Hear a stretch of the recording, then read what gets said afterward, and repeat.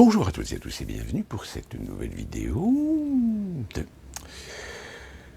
petite vidéo réaction à la première étape importante pour l'élection présidentielle américaine de 2024. Comme vous le savez, il y a 2 jours a eu lieu sur Fox News le premier débat des Républicains en l'absence de Donald Trump, puisque je vous informe quand même d'une petite chose qui est quand même intéressante à savoir, c'est que malgré ce qu'on pourrait croire, c'est pas parce que Donald Trump est actuellement sous procès, que ce soit Washington ou plus particulièrement Géorgie, puisque selon les documents publiés, il y a quand même un sacré paquet de plaintes qui peuvent éventuellement le mener en tôle.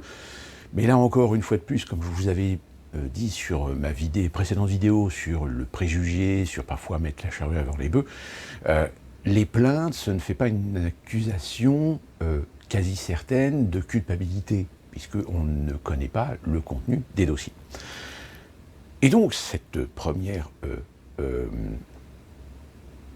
débat chez les Républicains, dans le cadre de cette primaire, je ne vais pas vous rappeler le fonctionnement, le principe des primaires. Alors, je vais tout référer avec vous. Je n'ai pas regardé l'intégralité parce que c'est tellement indigeste. C'est indigeste pourquoi ? Parce que malheureusement, le paysage politique américain s'est tellement infantilisé que ce sont des arguments complètement bateaux, que ce sont des lieux communs, que ce sont des généralités, et qu'en réalité, on s'envoie des pics dans la figure, mais parfois de façon, comme je vous le dis, assez infantile. Néanmoins, ce débat, qui a eu lieu il y a maintenant plus de 48 heures, pendant ces 48 heures, évidemment, là, on a commencé à analyser l'impact sur l'opinion, opinion pour laquelle je vais revenir un petit peu plus loin.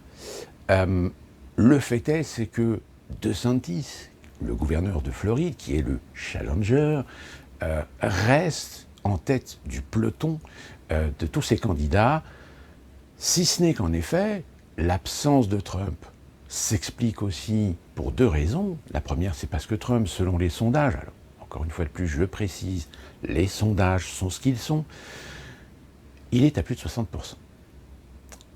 Et donc pourquoi est-ce qu'il irait s'emmerder à débattre avec des gens puisqu'il est largement en tête des sondages? En réalité, Donald Trump, lui, il a été faire sa petite interview chez Carlson sur Twitter. Et d'ailleurs, ce qui est très intéressant, c'est quand on regarde un petit peu les bilans, les critiques qui sont faits sur cette interview, en dehors évidemment des gens anti-Trump, beaucoup de journalistes qui ne sont justement pas des Trumpistes, bien au contraire, qui sont plutôt des progressistes, reconnaissent que cette interview va peut-être avoir un impact non négligeable, parce que Trump a été plus ou moins authentique, a été plus ou moins vrai sur certains sujets. Encore une fois, je répète, je ne suis pas pro-Trump, je veux simplement rendre compte, avec objectivité, des faits qui se font aujourd'hui dans ce début de période importante pour la présidentielle 2024. En l'occurrence, le début des 2 primaires. Enfin, primaire, chez les démocrates, on ne sait pas si les démocrates vont finalement faire une primaire pour présenter un candidat en opposition à Joe Biden, ce qui serait totalement contre-productif. Mais comme je vous l'avais dit dans une précédente vidéo, il reste encore plus d'1 an et il peut se passer beaucoup de choses en 1 an. Fin de la parenthèse. Et donc Donald Trump n'était pas présent donc pendant ce débat. DeSantis confirme sa position, mais il y a ce monsieur, Vivek Ramaswamy, totalement inconnu il y a encore quelques semaines, si ce n'est de ceux qui s'intéressaient évidemment à la politique. Ce monsieur, il a un point commun avec Trump. Il n'a jamais eu de carrière politique. Il n'a jamais été élu, il n'a jamais été gouverneur, il n'a jamais été sénateur. Et il débarque aujourd'hui au sein même du Parti républicain avec un discours, j'ai envie de dire un discours rentre-dedans. Tellement rentre-dedans qu'aujourd'hui, pendant ce débat, il a dit une chose qui évidemment fait remuer toute la sphère progressiste écologiste, c'est qu'il a prétendu que toute la foire du réchauffement climatique, c'est un wax. Et en gros, c'est de la plaisanterie. C'est du bidon. Propos, évidemment, excessifs. Comme d'ailleurs c'est le cas chez beaucoup d'Américains. Propos excessifs dans ce sens où il nie le réchauffement climatique. Il nie qu'il y a bien un phénomène, il nie le fait qu'il y a bien quelque chose qui est en train de se passer.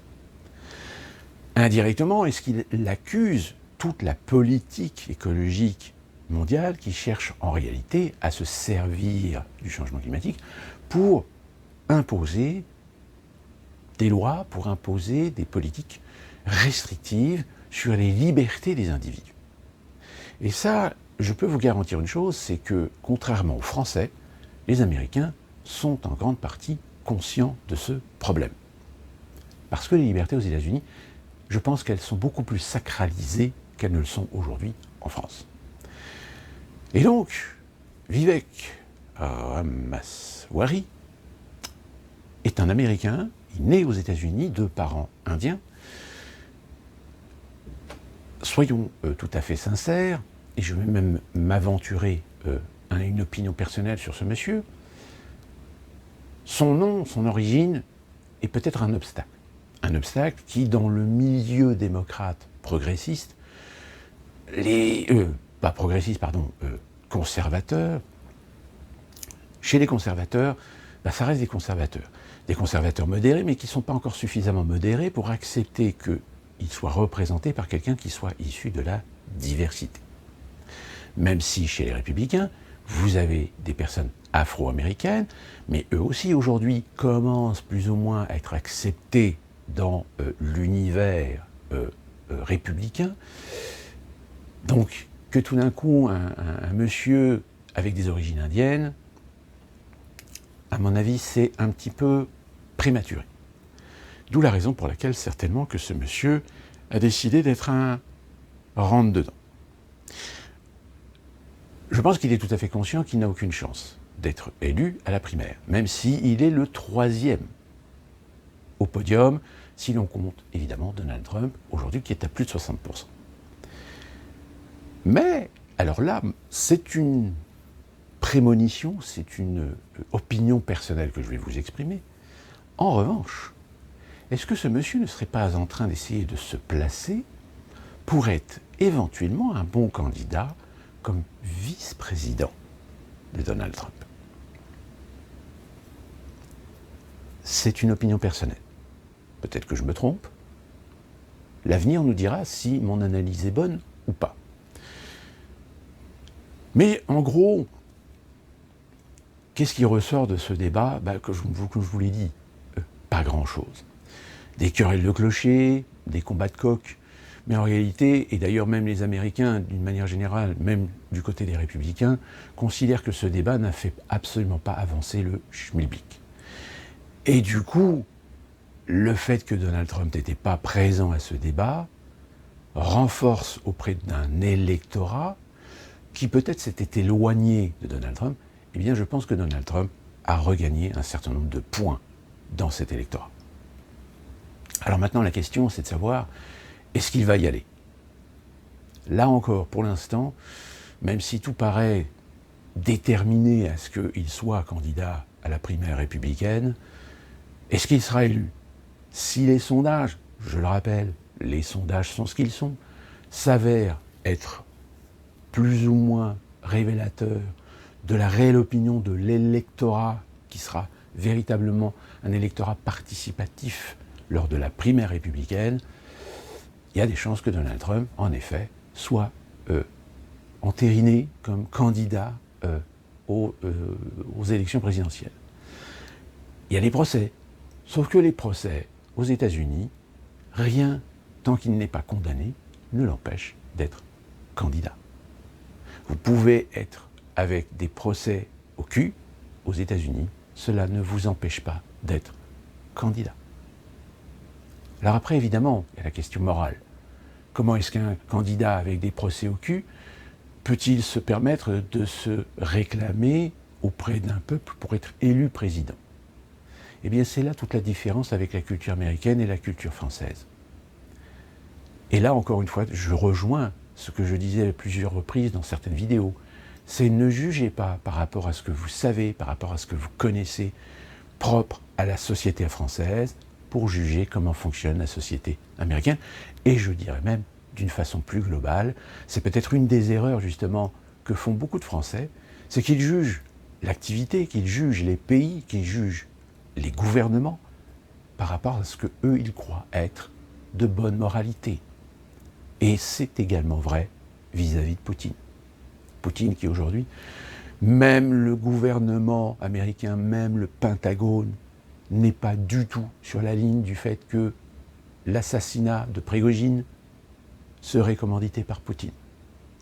Il est clair qu'aujourd'hui, même le Pentagone confirme que l'avion a été piégé, que l'avion avait une bombe, à savoir qui a posé la bombe. Pour l'instant, on n'en sait rien. Même si, encore une fois de plus, et ça rejoint encore une fois de plus ce que je vous disais dans la précédente vidéo, c'est attention, ne pas tuer la peau de l'ours avant de l'avoir tué.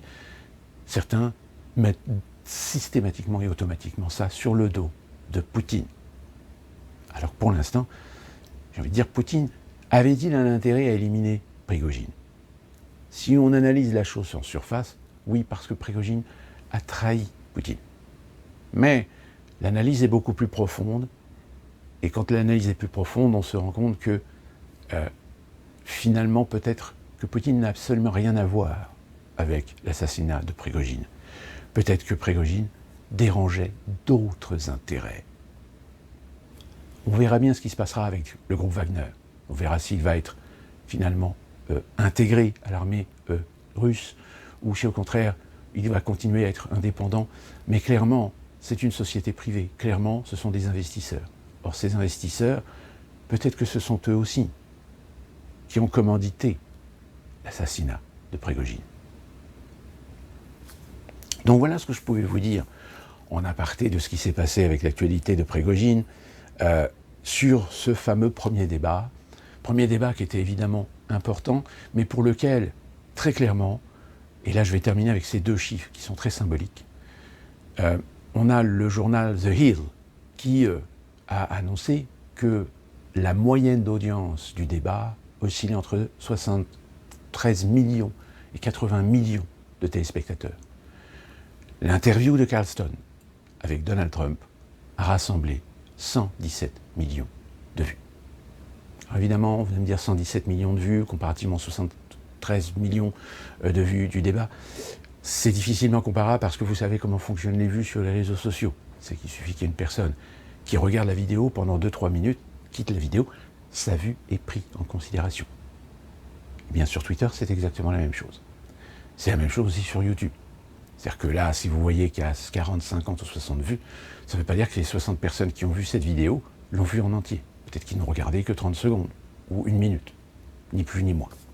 Donc, mais néanmoins, si ces chiffres sont assez révélateurs, que finalement, il y a quand même eu, allez au bas mot, même si on considère la moitié des 117 millions, 50 millions de gens qui ont regardé le débat de Donald Trump, et là, vraiment, je coupe la poire en deux.